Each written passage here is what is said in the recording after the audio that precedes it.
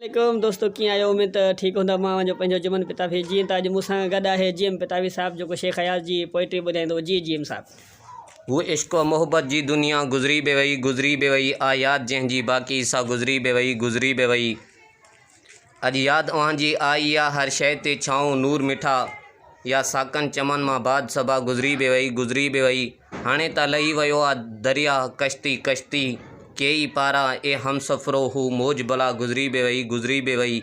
महफ़िल न रही साकी न रहा प्याला न रहा प्यासी न रहा ए शमा सहर छा रात हुआ गुज़री बे वई।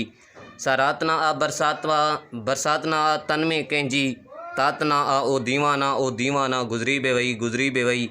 के ॾींहं हुया जो नींहं हुया जो कंहिंजी सूंह में रूह हुई न रही गुज़री बे वई। न रही सा कैफ़ व सरमस्ती आ सर्द मोहब्बत जी बस्ती अज मीम नाहे माना में गुज़री बे वई।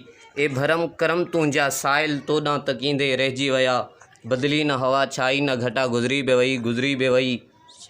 कंहिं कान ॿुधी तोड़े वियो अर्श व फ़र्श लुॾी कंहिंजी दिलि मां निकिती या सदा गुज़री बे वई। ही दुनिया आ सिरो पिरी आयासीं पल जे लाइ हर चीज़ हितां जी प्यार सिवा गुज़री बे वई।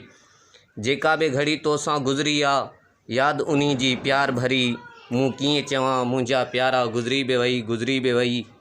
ए दोस्त बहार वरी गुल कया जड़ छया पैमाना छलकिया हू बाद ख़िज़ा गुज़री बे वई। दुख घुरे मूं सुख वरता हा कंहिं प्यारे जा जग सारे जा पुछ न आई अयाज़ ही ॾुखड़ा गुज़री बे वई।